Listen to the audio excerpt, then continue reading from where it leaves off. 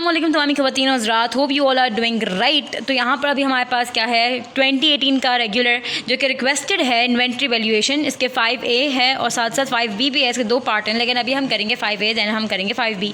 तो अब हम करते हैं स्टार्ट। सबसे पहले बिग बैंग कंपनियाँ corporation specialities in sale of sport goods, यानी इसकी जो स्पेशलिटी है वो क्या बेचने में, स्पोर्ट गुड्स बेचने में। ड्यूरिंग द ईयर इसने 1,06,000 यूनिट बेचे for a total price of ₹8 lakh, जबकि इसकी स्टार्टिंग ओपनिंग इन्वेंट्री जो थी वो थी 9,800 रुपये यूनिट की मतलब इट कंसिस्ट ऑफ 9,800 रुपीज़, जबकि इसकी वैल्यू जो थी वो थी हमारे पास 37,800।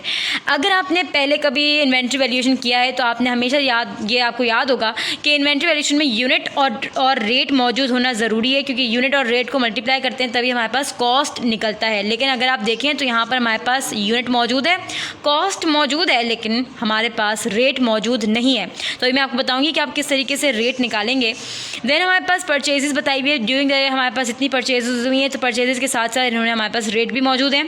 देन हमारे पास रिक्वायरमेंट में है कि कंप्यूट करना है एंडिंग इन्वेंट्री। सिंपल हमारे पास एंडिंग इन्वेंट्री बनानी है और देन फिर हमारे पास दूसरे में बनानी है cost of ending inventory 3 method के तहत, फीफो, लीफो और वेटेड एवरेज के तहत।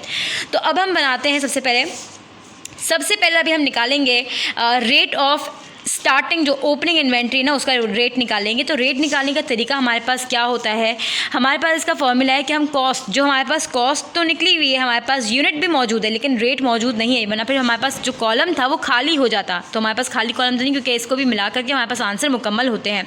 तो अब हमने क्या किया, हमारे पास जो यूनिट जो था और कॉस्ट जो थी, तो उसमें हमने क्या किया, कॉस्ट को डिवाइड कर दिया यूनिट से जो हमारे पास ओपनिंग इन्वेंट्री के थे। ठीक है, तो हमारे पास आंसर आ गया 3.857। तो हमारे पास कॉस्ट यानी रेट निकल आया।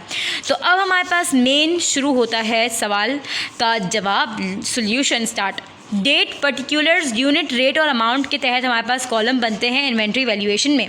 ठीक है, जनवरी 1 से स्टार्ट हुई थी, तो ओपनिंग इन्वेंट्री की जनवरी 1 हम यहाँ पर डेट डाल देंगे, इन्वेंट्री ओपनिंग डाल देंगे। 9,800 ओपनिंग इन्वेंट्री हमारे पास थी और साथ ही साथ इसका हमारे पास हमने रेट भी निकाले, तो रेट हमने लिख दिया। देन हमारे पास ओपनिंग के बाद हमारे पास इसकी कॉस्ट भी मौजूद थी, तो हमने कॉस्ट भी लिख दी।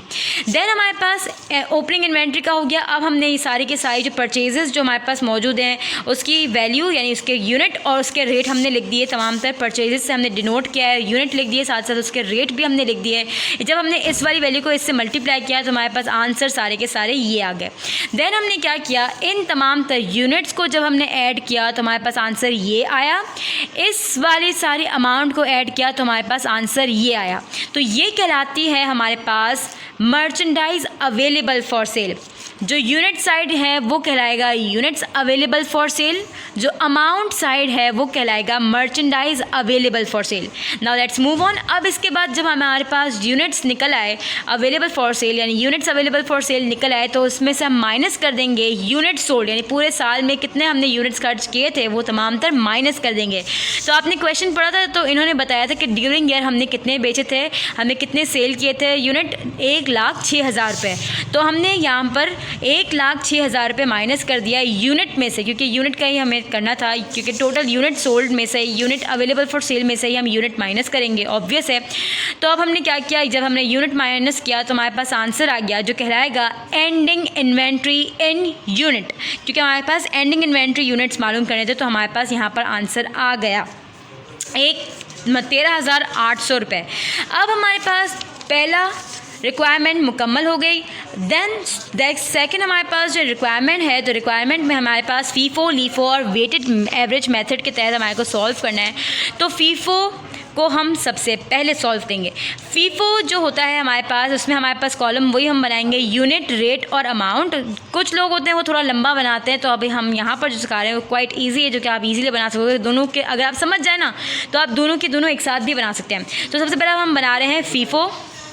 तो सबसे पहले फीफो मेथड के तहत आपने सबसे पहले देख लेना है कि हमारे पास टोटल एंडिंग इन्वेंट्री यूनिट हमारे पास इतने आए थे, तो हमारे को यूनिट कितने निकालने हैं, सिर्फ और सिर्फ 13,800 रुपये ही हमारे पास होने चाहिए। टोटल हमारे पास यूनिट फीफो के भी होने चाहिए 13,800 रुपये।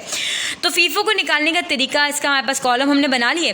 फीफो जब हम पीरियोडिक करते हैं तो यहाँ पर इन्वेंट्री ओपनिंग से लेकर परचेजेस तक हमारे पास जो वैल्यू होती है उससे हम नीचे से वैल्यू लेना स्टार्ट करते हैं। कहाँ से? फीफो में हम पीरियोडिक में नीचे से वैल्यू लेना स्टार्ट करते हैं।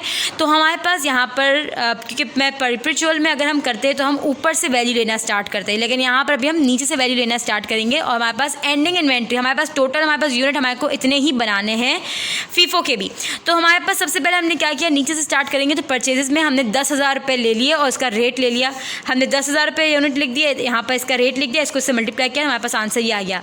अब हमने 13,800 रुपये में से हमने 10,000 रुपये तो इसमें से ले लिए इसके उसमें से। अब 50,000 रुपये में से हम कितने अमाउंट लेंगे, जितना हमारे पास 3,800 रुपये हो जाए। तो ऑब्वियस है 10,000 हो गए तो 3,800 रुपये ही बकिया रह गए। तो हमने 50,000 रुपये में से 3,800 रुपये हमने ले लिए और इसका रेट ले लिया। तो हमने क्या किया, इसको यहाँ पर लिखने के बाद इसको मल्टीप्लाई किया तो हमारे पास आंसर ये आया। तो हमारे पास यूनिट पता है हमारे को यही आएगी, जो अमाउंट है वो बेसिक, क्योंकि ये अमाउंट ही कहलाएगी cost of ending inventory under FIFO method. अब लीफो मेथड में हम क्या करते हैं, लीफो मेथड में यहाँ पर उल्टा होता है पीरियोडिक में कि लीफो ऊपर से लिया जाता है, फीफो नीचे से लिया जाता है। पीरियोडिक में बच्चा फीफो की अमाउंट नीचे से ली जाती है और लीफो की अमाउंट ऊपर से ली जाती है। इसकी एब्रीविएशन है first in first out, last in first out. ठीक है, अब हम लीफो को स्टार्ट करते हैं बनाना। लीफो की भी जो अमाउंट टोटल यूनिट होने चाहिए वही 13,800 रुपये ही होने चाहिए।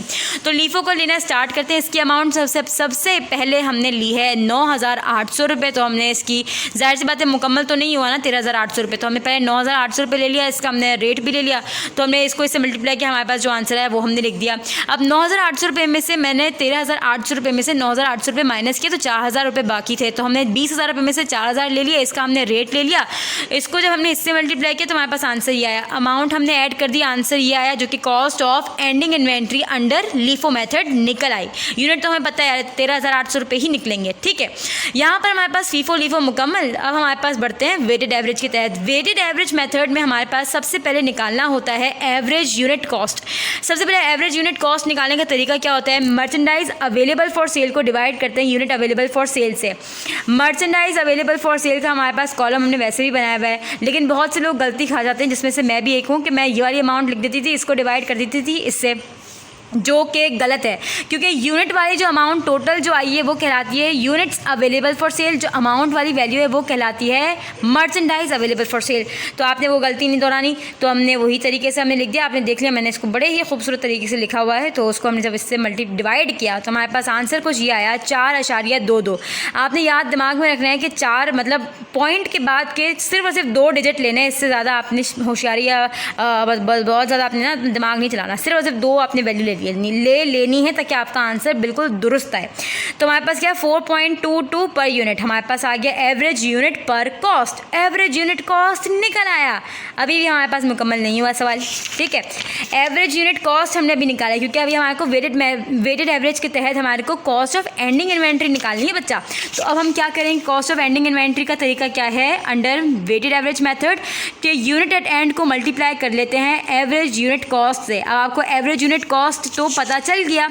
अब हमने ये जो एंडिंग यूनिट आए थे हमारे पास, एंडिंग इन्वेंट्री यूनिट कितने आए थे 13,800 रुपये, इसको यूनिट एट एंड भी बोल सकते हो। तो ये हमारे पास कहलाते हैं unit at end, ending inventory. तो एंडिंग इन्वेंट्री इन यूनिट, तो हमने इसको जब इससे मल्टीप्लाई किया इस वाली अमाउंट को तो हमारे पास आंसर आ गया 58,253। यहाँ पर हमारे पास ये वाला 5A हो गया मुकम्मल। उम्मीद करती हूँ कि समझ आया होगा, और अगर पसंद आई है वीडियो तो don't forget like and subscribe to it. और हाँ, मुझे ये बता दें कि कौन सा वाला इंशाल्लाह समझना है। आई विल मेक श्योर कि मैं उसके ऊपर वीडियो बनाऊँ। अब मिलते हैं अगली वीडियो के साथ, हमें दीजिए इजाज़त। अल्लाह हाफ़िज़, बाय।